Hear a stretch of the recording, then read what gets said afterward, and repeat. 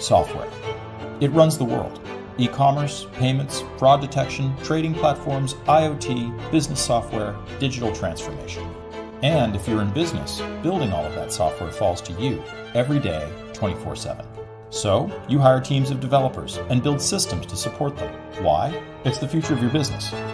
Not surprisingly, you've embraced the cloud, and you rely on Java. But there are challenges. How do you adapt to security threats, upgrades, infrastructure costs? And then there's the massive scale and blazing performance demands of big data, machine learning, analytics, and search.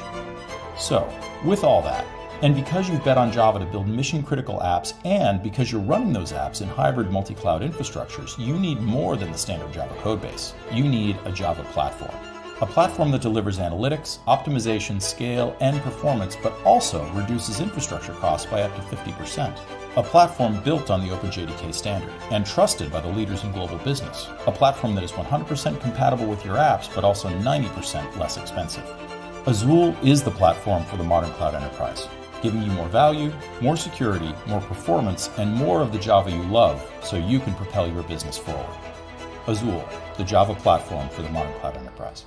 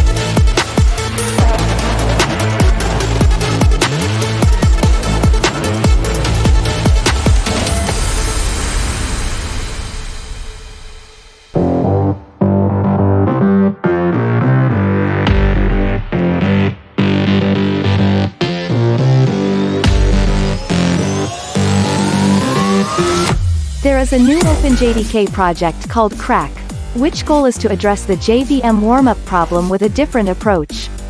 This session will give you a short overview of the CRaC project, and show some results from a proof-of-concept implementation. Our expert has loved coding for around 40 years already.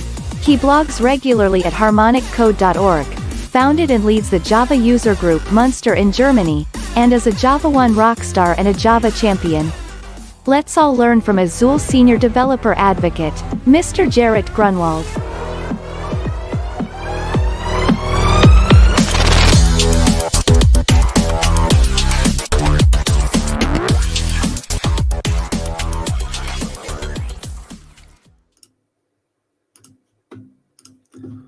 Good afternoon and welcome to the session, What the CRaC Superfast JVM Startup, here at SoftCon 2023. So my name is Gerrit Grunwald. I'm working for Azul as a Senior Developer Advocate, and I'm also leading a Java user group here in Münster in Germany. And this session is about CRaC. So if you would like to have the slides, you can get them here, but also the conference will provide the slides later on. So no need to take a screenshot here. Java is great, right? We have a vibrant community, as we can see at this conference. And we have hundreds of Java user groups, and we have thousands of free open source software projects. But the real star of the whole ecosystem is the Java virtual machine, right? Doesn't matter what kind of language you run on it, if it's Java or Kotlin or whatever, the Java virtual machine is the real thing that makes everything happen. The question is, how does it work, right? So let me give you a very brief introduction on how the JVM works, just to make sure that we are all on the same level. So it starts with your source code, which is in a .java file, right? It's a plain text file usually. You put it through the Java-C compiler, and then you get a cross-platform bytecode file, which is a class file, right? Cross-platform because if you have a JVM, it doesn't matter where it runs on which operating system. Once you put in a class file with bytecode, it can compile that to the natural machine language of that platform. So that means we have the class file, and now it gets into a so-called class loader, which is way more complex than it looks here. And then the class loader loads this class file and all the content into the JVM memory. And from the JVM memory, then it gets into the so-called execution engine. And the execution engine, as you can see already on this picture, is not only one piece, right? It has multiple things in there. And we can see there's an interpreter, there's a C1 JIT compiler, also formerly known as the client compiler, and then there's the C2 JIT compiler, formerly known as the server compiler. And then there's profiler, and there's also garbage collectors and stuff. So we have these two compilers here, and since JDK 7, it was possible to use a so-called tiered compilation. That means we have both compilers at the same time in the JVM. Before JDK 7, it was either the client compiler or the server compiler. From JDK 7 on, you can switch it on, and from JDK 8 on, it was enabled per default. That means you run tiered compilation every time now in these days. And we will only focus on the first three parts here. So we won't focus on garbage collector and profiler because that's not interesting for the startup time. Well, how does it work? So we have the interpreter, and it takes the bytecode from the class file line by line and executes it and converts it into the instruction set of the CPU. And the JVM is watching that. Watching means profiling it, right? So, and it counts method calls and also loopback edges. And once a specific threshold is reached, so that means once a method was called, for example, 1,000 times in JDK 17, then the JVM takes this method and then puts it into the C1 compiler. So the C1 compiler, also formerly known as the client compiler, is a compiler that compiles code very quickly without doing optimizations to the code, right? The main target is get the code compiled as quickly as possible, right? So, and that's what it's doing. And then again, this compiled method now is running, and the JVM is already again profiling it and counting again method calls and looped back edges, right, of this now compiled code. And once another threshold is reached in JDK 17, that was 5,000 calls, then the JVM takes this method with the profile information and put it into the C2 compiler. The C2 compiler, formerly known as the server compiler, is way more complex than the C1 compiler. And it can do a lot of optimizations to the code, right? And with this, and it's slower a little bit than the C1, right? Because this one is made to create very high optimized fast code, where the C1 compiler was done to create just code as fast as possible, right? This is the big difference here. So that leads me to the execution cycle. So we start with interpretation, also execution level 0, and that is slow, as you can imagine. And then we profile that while the code is running.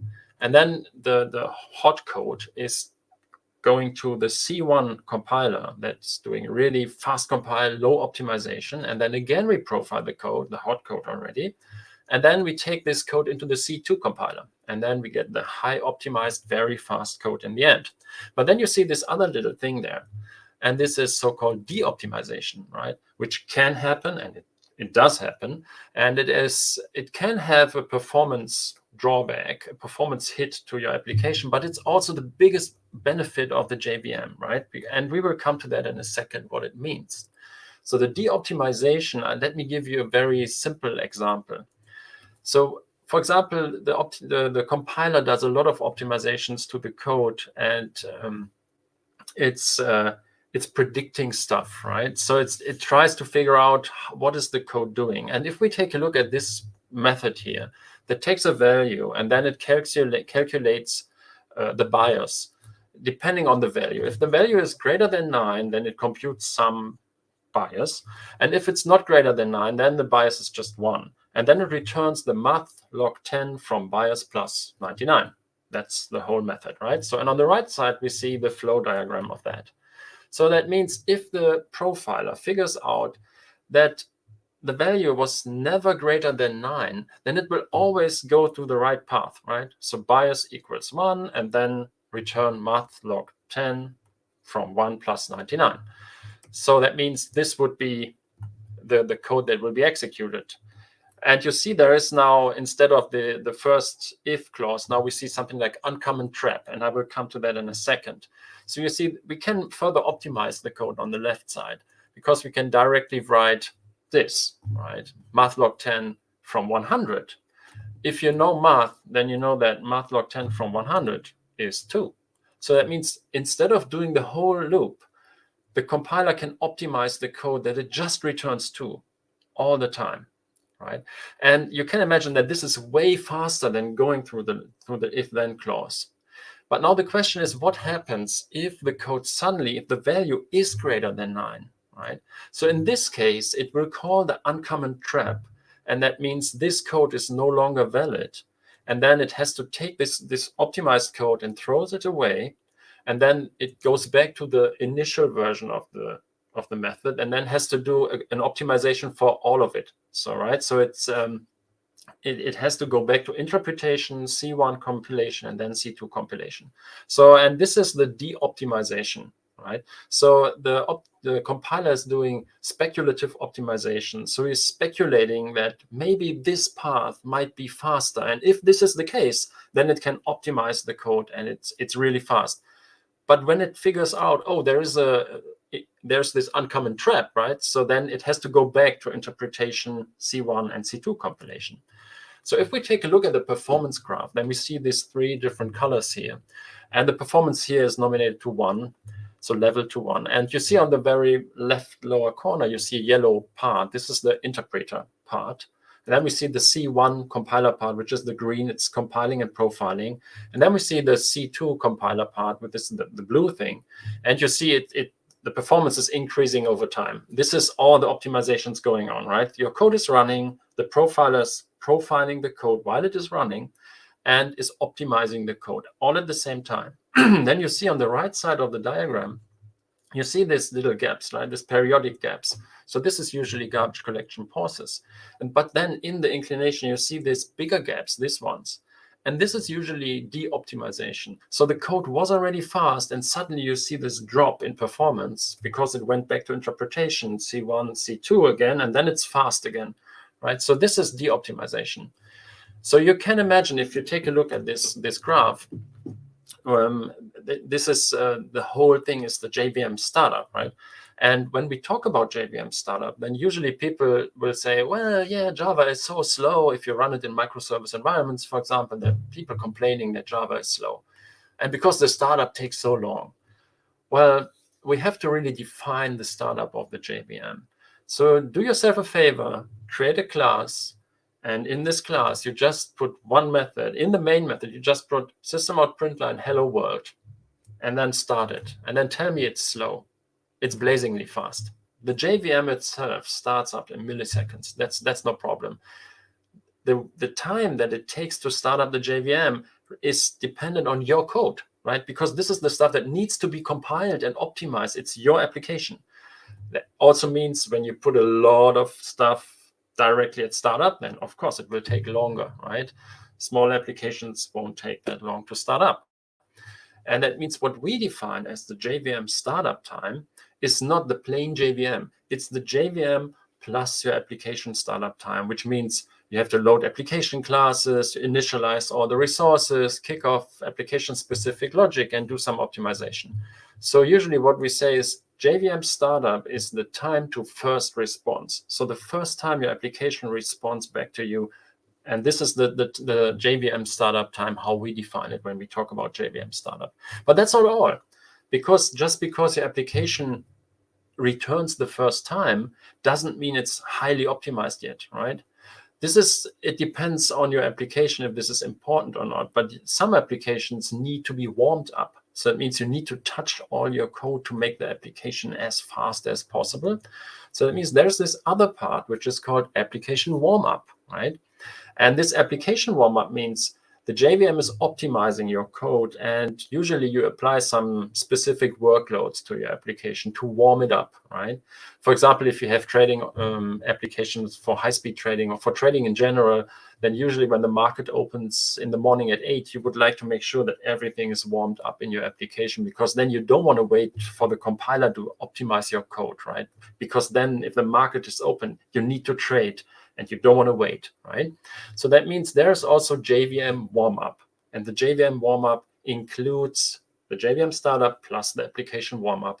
And this depends on your application. That could be seconds, could be minutes, could be hours, could be maybe a day. It depends really on the application itself. But this is JVM startup and JVM warmup.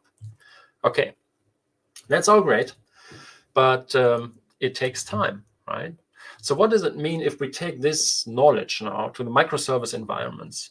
Because usually what you see is you start your service the first time, and it has to go through the whole thing, interpretation, C1, C2, and then slowly get to performance. Okay. Second run, same thing. Third run, same thing. Well, that's disappointing, right? So this is what people mean when Java is slow, because every time you have to go through this whole thing, because the JVM doesn't have any memory here, right? So it starts the application, it runs the application, you shut it down. The next time you start it, it has to go through the same thing again. It can't remember what it did before. Okay, so wouldn't it be great if we can do something like this? So you start it up once and you optimize it, right? So you warm it up. And the second time you start it, you can just continue running from that point, right? With full performance, fully optimized. No need to optimization or de-optimizations anymore, right? So that would be great, right? And this third time you start again, no startup overhead. That would be cool.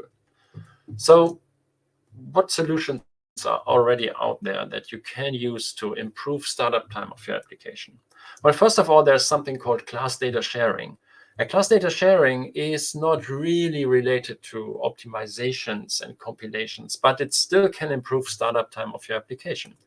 So what it does, it dumps the internal class representation into a file. Instead of loading all the classes every time you start up your application, you just do it once, right? And then you just dump the internal class representation into one file. The next time you start up, you just load this one file.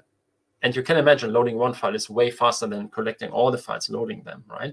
So, and it's really made for sharing these classes on each JVM start. And you can do that on JVM level, but also on application level, right? There's CDS, which is JVM level, and there's app CDS, which is application level. And that means there's no optimization or hotspot detection here involved. This is plain class loading time, right? That's it. But you can reduce the startup time by up to 2 seconds just by tuning the CDS correctly.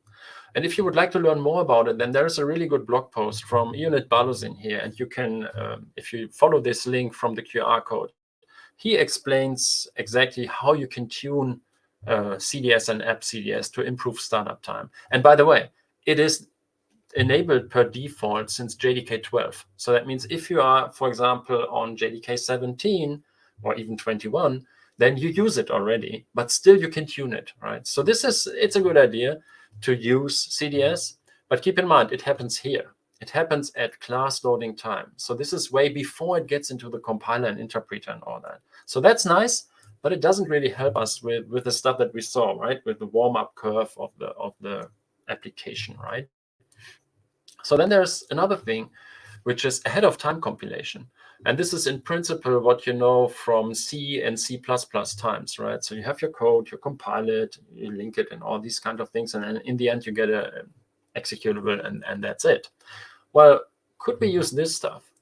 Well, what it is, first of all, so you don't have to interpret bytecode here, right? Because it starts directly from the source. And there's no analysis of hotspots because you compile it up front. So that means no runtime compilation of code.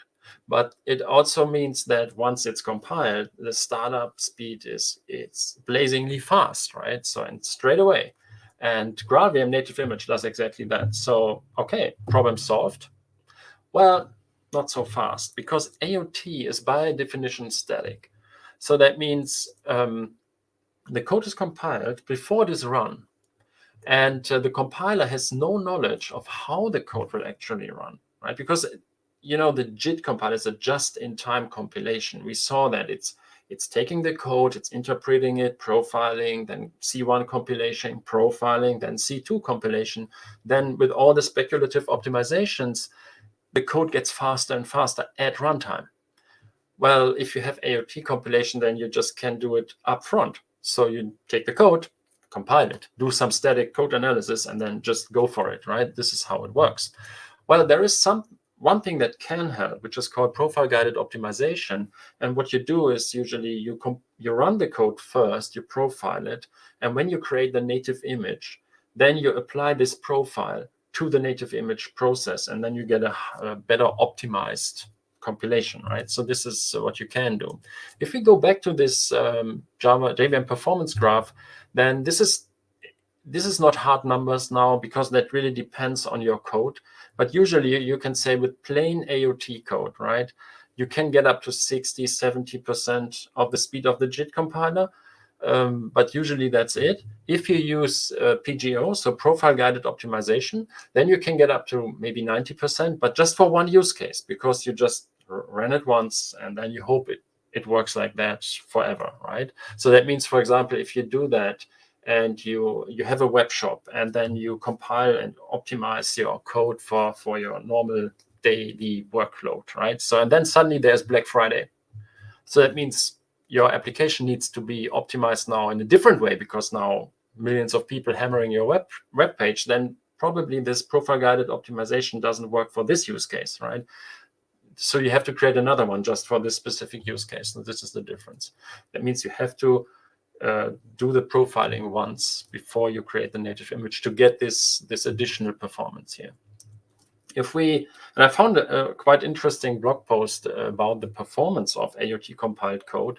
If you go to this link, like at Bildung.com, and there is a comparison between Spring Boot and Quarkus, and both of them in JIT mode, in a JVM, and also because both of them can create a native image using GraalVM, they compare both of it. So, and the interesting part in this table is, first of all, we have the startup time. On the left side, you see Spring Boot has a 1.8 seconds, and Quarkus in this case was 1.2 seconds, roughly. And then the native images, the startup time was reduced to 130 milliseconds for Spring Boot and 110 milliseconds for Quarkus. Well, this is amazing, right? It's really fast. Well, if you take a look at the performance, so that means the requests per second the applications have been able to handle, then you see that in the JVM or the Spring Boot application, when it was 100% in JIT, then it reached just 74% with the native image, and with the Quarkus one just reached 53%. So that means, yes, you gain performance in the startup time, but you lose performance at runtime. So that means you have maybe to spend more money because you need more nodes to get the same performance. Just keep that in mind when you work with native images. So it could be a drawback. You have to test it out. If we compare ahead of time compilation versus just-in-time compilation, then the AOT can make limited use of method inlining, which is one of these optimizations where usually you have a class, and in the class you have a property. For example, you have a value property, and then you have a getter and a setter in that class. And usually what you do, you call the instance of that class dot get value, for example. Method inlining is that the JVM itself knows that, so it doesn't have to call the getter. It just can do class instance dot value. It doesn't have to call it. This is method inlining. And the AOT compiler can do that only up front, because then it's done with the compilation, where the JIT can do that all the time aggressively, even at runtime. Because the JVM is a dynamic thing, right? So it can even at runtime, you can load code and compile code and optimize code, and also de-optimize code. So that means also for AOT, there's no runtime bytecode generation involved, where the JIT can use runtime bytecode generation all the time. Reflection is possible in AOT, but it's quite hard because the AOT needs to know all the classes that will be touched at runtime. That means reflection, where you look up classes at runtime, you need to tell the AOT compiler up front, where the JIT can do that all the time. Reflection is never simple, but in the JVM, this is a common thing and it works, right? So you can't really use speculative optimizations because this is only be possible to do it at runtime and not before runtime, where the JIT can do that all the time and does it all the time. And the AOT compiler has to compile it to the least known common denominator. Means if you run on an Intel platform, for example, and you create a native image, then you assume that it will run on a Core i3, and it should also run on the latest Ice Lake Xeon processor, because this is it's a Windows machine. It should work on all these things, for example, right? So that means you can only compile it for the Core i3 in this example, because to make sure it runs also on the older hardware, you can't really use all the latest optimizations for the Ice Lake stuff, because then it won't run on the Core i3, right? So this is something where you don't have these problems with the JIT, because the JIT knows exactly when you compile it on that platform, it will use all the stuff that is available on that platform at runtime. That means overall the performance of the AOT is usually a little bit slower, and the JIT usually has higher performance because it can do more optimizations. The biggest problem that I see is that you leave the development environment where you use Java, and then you go to the production environment where you suddenly a native executable. That means you can't really use all the debugging stuff that we are used to use in Java. So you have to debug native code, and that's a different story, right? That reminds me always on GWT, where we compile Java down to JavaScript, and then you run JavaScript, and suddenly you have to debug JavaScript and find the position in your Java code that created that JavaScript stuff. So this is I think this is the biggest disadvantage for me, because it's sometimes hard, because native code behaves differently from JITted code. This is a fact. But on the other hand, the AOT compiled code can start really fast, right? Where you see the JIT has to warm up because it has to interpret, compile, and another compile and optimize, de-optimize, and all these things. So it takes longer.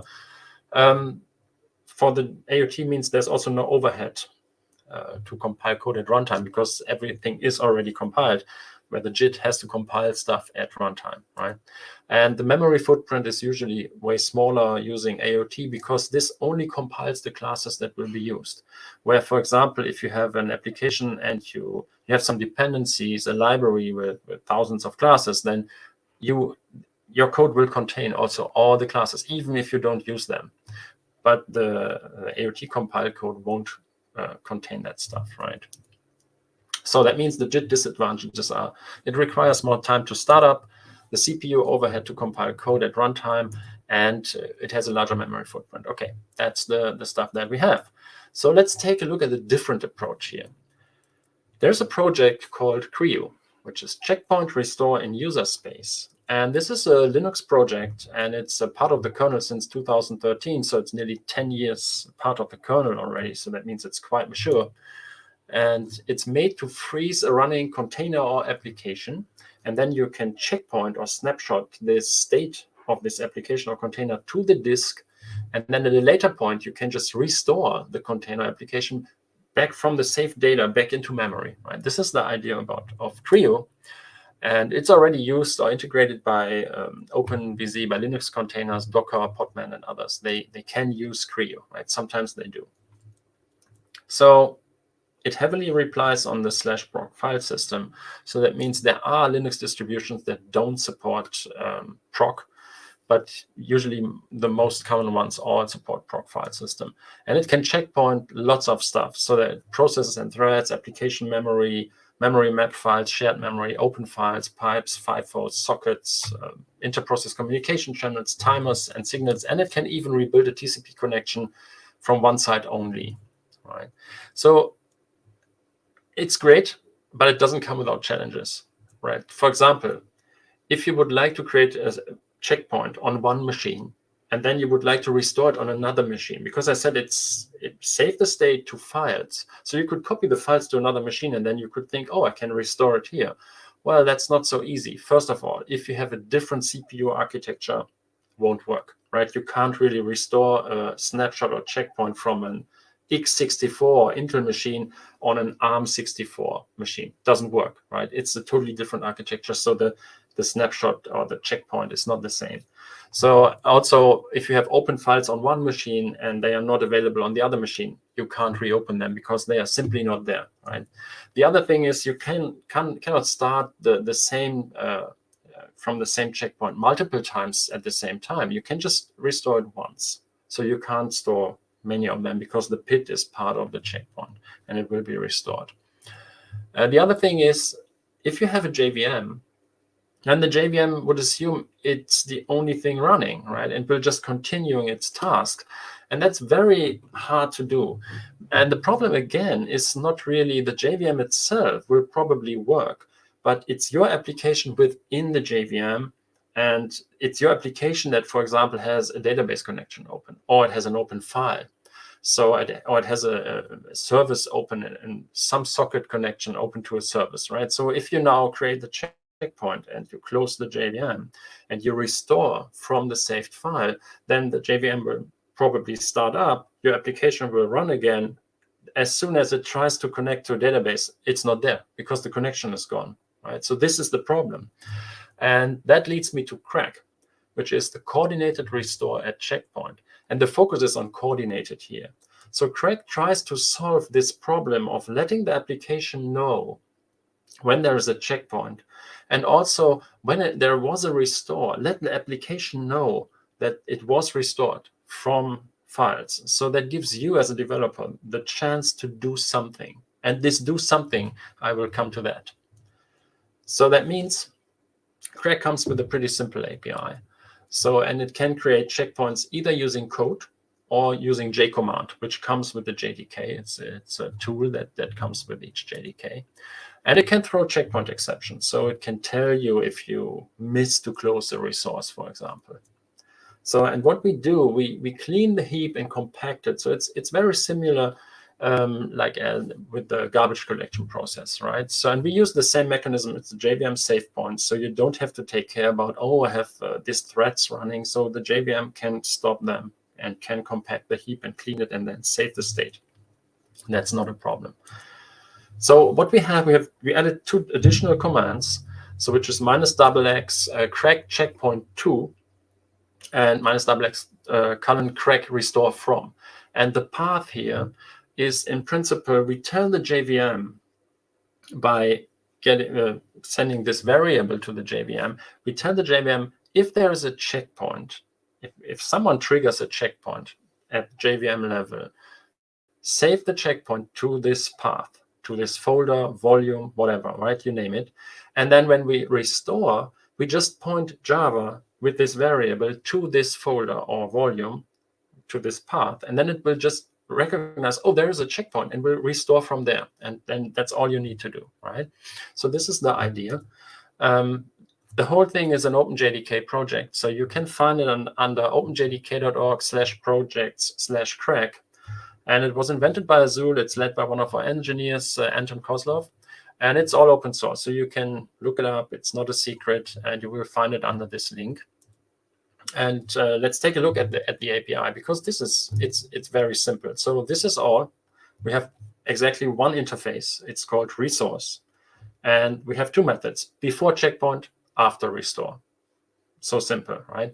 So that means you can implement this interface in your classes where you need it, and then the application receives callbacks during the checkpointing and the restoring process. And then that makes it possible for you to close resources and reopen or re-establish them, right? So resource objects need to be registered. So that means the JVM needs to know what are the classes I have to notify in case there is a checkpoint. And for that, you have to register them in a so-called context. And you can get this context by just calling core.getGlobalContext. There's just one context in the JVM, and it's a static method. You can just get it from there. Then you can register it in this context. So that means you implement the interface, you get the context, and then you call register this resource in that context. And usually you do that either in the factory method or in the constructor of this class.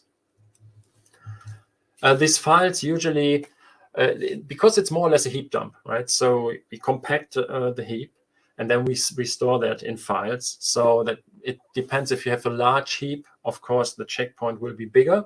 If you have a smaller heap, then the checkpoint will be smaller. So if I did it for some demos, and it was around 30 to 40 megabytes, the checkpoint. Right, so the files, it's not one file, it's a couple of files. So there's, I think, one or two bigger ones, and then the rest is just small files. So the next question is creating a checkpoint, right? So how can we do that? So I already said we can use jcommand, and then you can either call jcommand with your jar file name, and the command is jdk.checkpoint. This will trigger the checkpoint mechanism. Or you can also use the PID, because in a container, usually you have PID1, and then you just call jcommand1 jdk.checkpoint, and then it will checkpoint the process with the PID1 in this case. This is if you do it from the command line. You can also do it from code. So that means you can call the same core, right, where you register the resources. You can also call core checkpoint restore. The name is a bit misleading. We might change it in the future. At the moment, it's checkpoint restore, but it means we create a checkpoint here. That's all. Because creating a checkpoint means compacting the heap, saving the state into files, closing the JVM, right? So it will shut down afterwards. And the big question is when to create a checkpoint, right? So because how do you know that your application is now warmed up and that now is a good time to create a checkpoint? Well, first of all, you can create a checkpoint, for example, in main. If you would like to get rid of the startup time of the JVM itself, so that means before your application is even being called or started, you can create in the main method, you can create the checkpoint from code, for example. And then you can store it somewhere, and you can check when you start up. If there's a checkpoint, then you don't do it. If the folder is empty or the volume, then you create the checkpoint, and then you can go from there. But if you would like to warm up your application, which is typically a good idea, right? Because then everything's fully optimized. So the question is when to do that. So you can start your application with the parameter -XX column plus print compilation, and it does exactly what it says.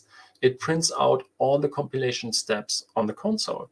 So that means once you start this with your application, you will see a lot of commands going through the shell window.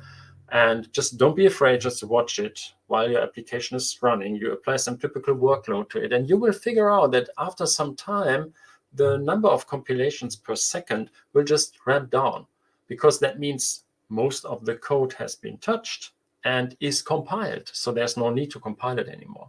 And that usually this is a good time to create the checkpoint, because that means, okay, more or less all the code is compiled now, so I can create the checkpoint now. And this really depends on your application. If you have a small server, it doesn't take long. If you have a huge application, it takes longer, of course. So as a short overview about CRaC, we have the JVM here. We have an application inside the JVM, right? So we start it up. We have resources. We have two resources here. And in the resources, we have the before checkpoint and after restore methods. And now, first of all, we register these resources in the JVM context, right? In the global context. And then we warm up application. We just apply some workload to the application, so everything will be compiled and optimized. And then at one point, we just create from the outside using jcommand the checkpoint. So the JVM now will notify the resources and will call the before checkpoint methods. In this case, you can now shut down, for example, a database connection, or you can close open files, right?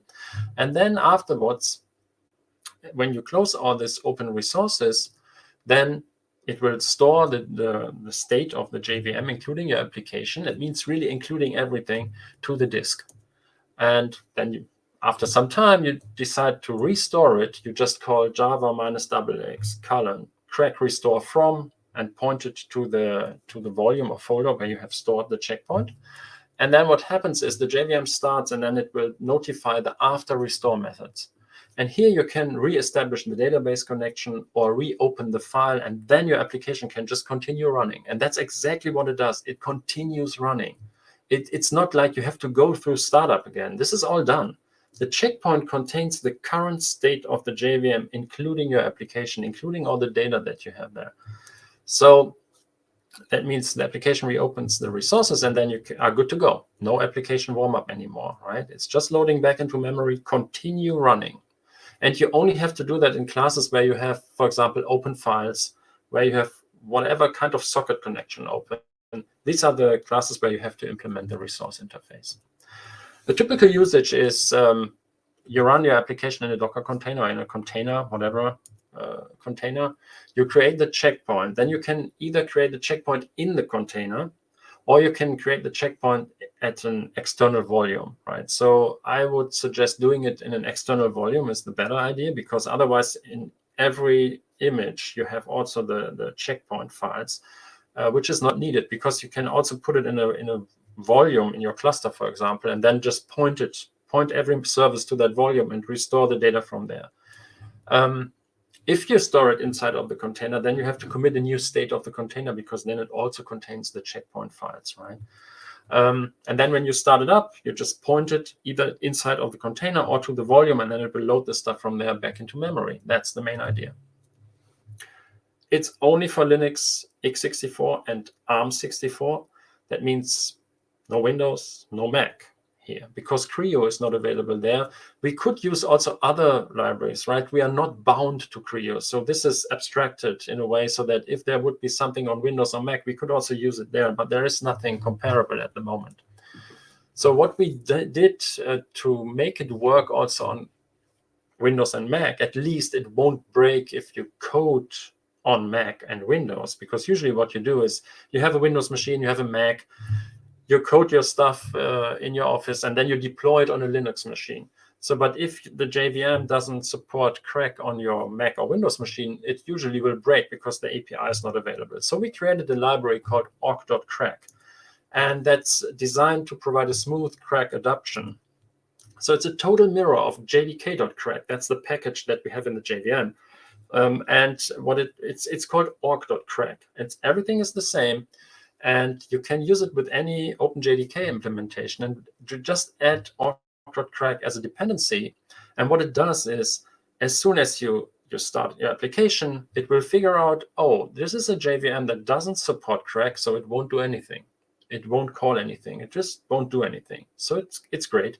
Once you run it on a JVM that supports CRaC, it will call the methods like before and after restore, right? Before checkpoint, after restore. So it detects the CRaC implementation at runtime. If there's no CRaC support, it won't call CRaC-specific code. And if there's CRaC support, it will forward the methods to the jdk.crack API. And that's all. So pretty simple. You can get it here. So it's on Maven Central. So you can either get it by Gradle or by Maven as a dependency, and you're good to go. So that's all you need to use it. It's available here at github.com/crack/org.crack, right? There's the source code. Like I said, this is not a secret. And by the way, it's available for free. So we won't charge you for that. So let me give you a little demo that should show how you can use it. I created some kind of a name service, right? So that means this service will load around 260,000 names from a JSON file at startup. You will never do that in production. This loading the files should just be the warming up the JVM stuff. I need to do some work in the beginning, right? This is loading the files from a JSON file. And then it should create 5 random names for girls, 5 random names for boys from this list of names. That's the main service, right? You call it, you get back the stuff. So this is the code. And you see I implement the resource interface here. I register it in the context, in the global context. Then I call the init method in the constructor. And the init method just loads all the files from this JSON, all the names from the JSON file. And then I print out the names. That's the whole thing. So this is when you start it up normally, right? Just a normal start. This is what will happen. Load the names, create 5 random names for girls and boys and return it, and that's it, right? So when we do it after we created a checkpoint, so and restore from the checkpoint, what will change is we will now take a look at the after restore method. In after restore, this is the method that will be called after the restore happened. And because I told you the whole state, the JVM, including your application, is part of the checkpoint, right? So that means the names have been already loaded. I don't have to load them again. I can directly ask for the random names for girls and boys. So you can imagine that the startup time will be way faster, right? So if we compare that, on the left side, we see the normal start via the constructor. On the right side, we see the restore from the checkpoint. Then I pointed to this folder, like opt CRaC files. There I stored the checkpoint. And what happens is, on the left side, we see loading the names took around 1.3 seconds. On the right side, I don't have to load the names. So that means the time to first response on the left side was 1.3 seconds, roughly. On the right side, it was 48 milliseconds, because the data is already loaded.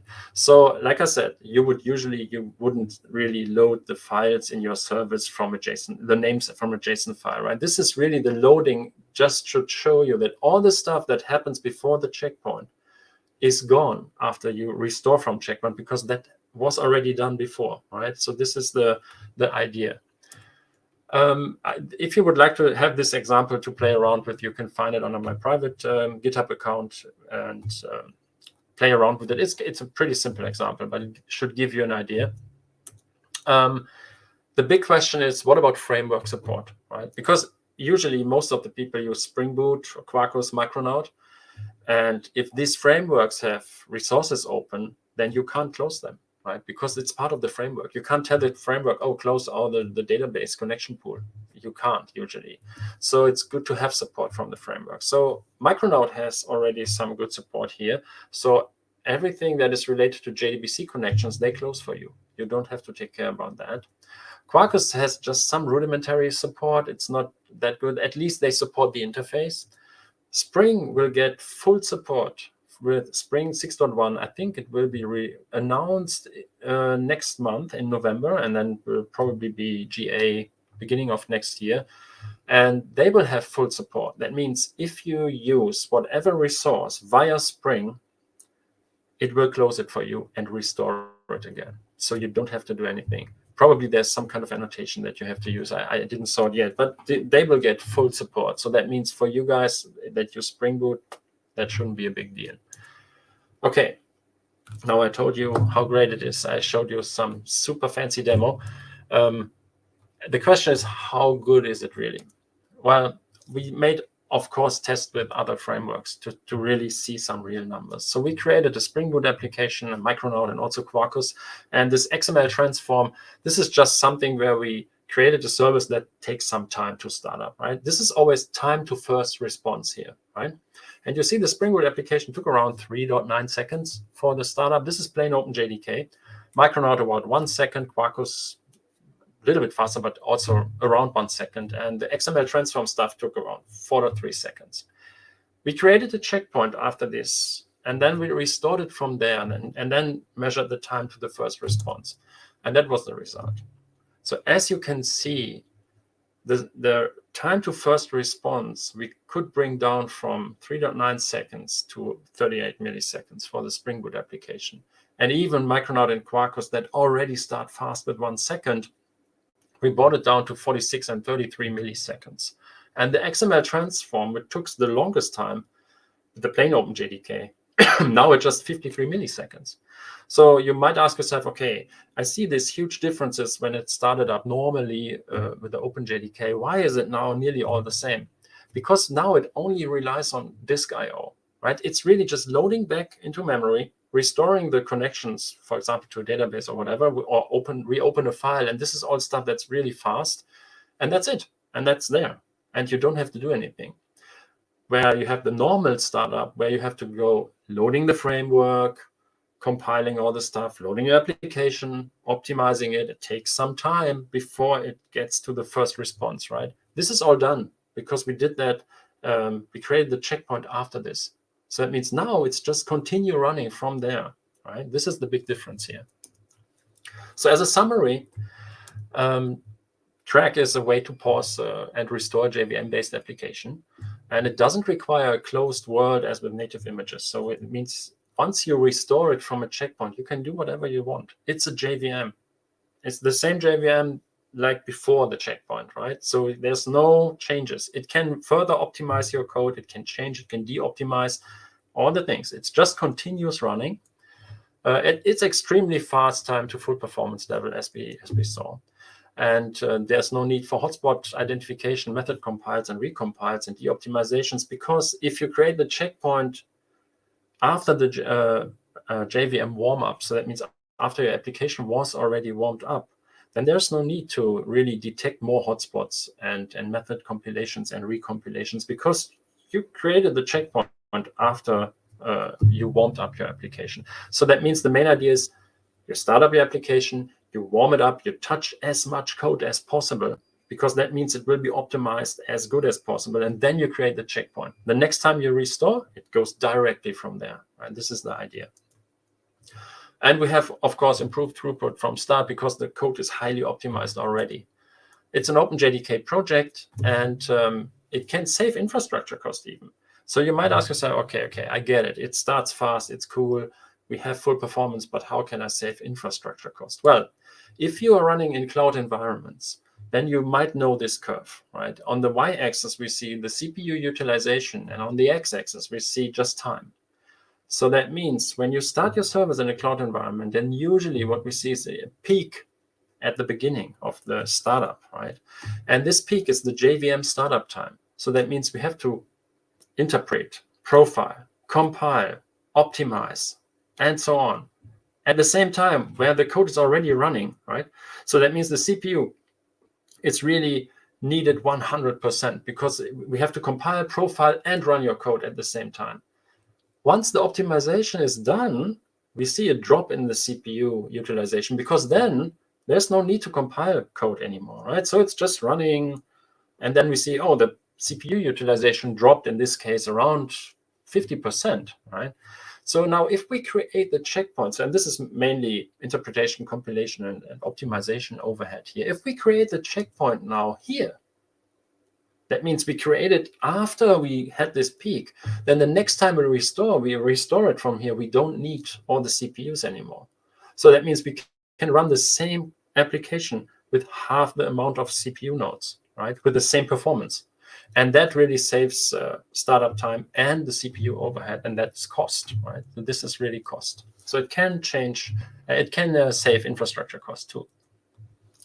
So if you want to know more, you can go to github.com/CRaC. You will find everything there. So including the examples that we did, the demos that I just showed you, the results. So if you don't trust me, you can run it on your own. It's all there.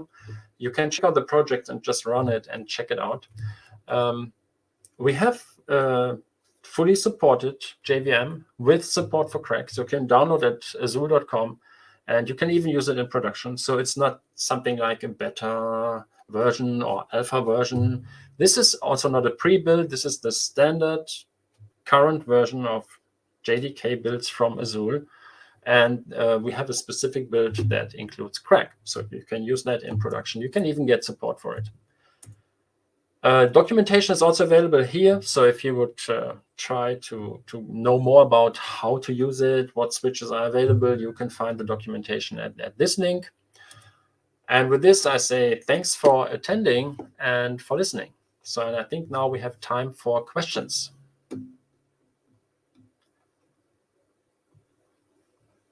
Thank you very much for that presentation, Garrett. I'm pretty sure the audience really enjoyed that, and they have learned so much from there. So, delegates, why don't we show our appreciation to Garrett by showering him with emojis, hearts, clap. There you go. Thank you so much. Now, we actually have a couple of questions for you from the audience. So I'll start with the first one, which is from Nicole Joyce, and she's asking, would other operating systems support CRaC aside from Mac OS and Windows?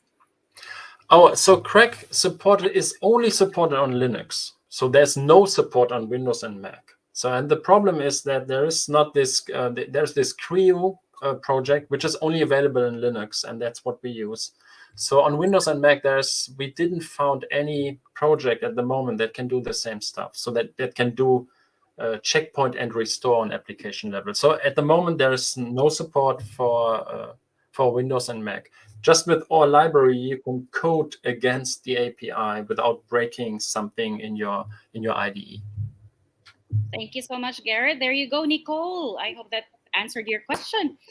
The next question is from Analo. Mm-hmm. And will it be a must that JVM startup and JVM warmup goes along together? It's not a must, right? So of course, the JVM warmup is just the additional step, but you don't have to warm up your application, right? So let's say you have a small service where you just do a little bit of things, then usually you don't need to warm it up, right? But there are applications that need warm up. So it really depends. Let's say you're in a banking or insurance company, then these applications usually need to be warmed up, because otherwise the first time you touch some code, you can imagine, has to go to interpretation, C1 compilation, C2 compilation, take some time. And you don't want to make your customers wait, right? So that's the reason why warm up, it depends on your application. So, and usually when you warm up your application, the startup was already done, right? So this is just a continuing process, and it depends. Sometimes you need it, sometimes not. Depends on your application. Thank you for answering that question, Garrett. All right, we have the third question, which is from Ryan L. Does CRaC require large storage? How many checkpoints are generated and how big they are? Yeah, so it's like I mentioned that already. So in the checkpoint is depending on the heap of your JVM. So when you run Java, you can define the amount of memory that your JVM should be able to use, right? So it's, for example, the XMX parameter. You set it to 2 gigabytes. That means the maximum amount of memory that you can use is 2 gigabytes. And now you don't use all of that usually. When we create a checkpoint, we just compact and clean the heap, and then we just save this state. That means everything that your application needs, we save that into a file. It really depends on your application, but let's say you have a 2 gigabyte heap and you use it completely, then the checkpoint will be around 2 gigabytes, right? So if it's, usually it's smaller. Like I said, I ran it with some applications and the checkpoint was around 40, 50 megabytes. So it's not that big. It depends on what is in the heap at the moment when you create the checkpoint. Okay, that's great. That's a great answer. Thank you so much. Well, there are no other questions that are posted here. However, I would like to read and extend to you how Lou Rafael Lutero of Cambridge and Nicole Joyce Aquino, they would like to thank you for answering their questions and for the presentation as well. So thank you so much, Garrett. In the meantime, I would like to request you to take a picture. So I'll be turning my camera off as well as my microphone. I'll be right back with you on stage. Okay. So please pose for the picture.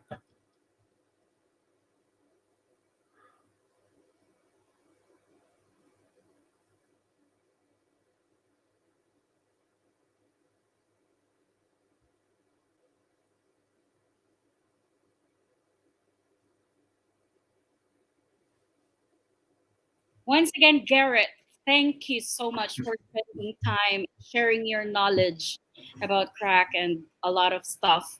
So before I let our audience go, if you have any more questions, please feel free to drop it in the Q&A while we're still here. Now or never, right, Garrett?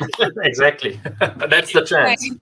But guys, please don't forget to also reach out to Garrett on AirMeet. You can drop him a message if you have any further questions, or you can also meet up at the lounge table and have a video conversation.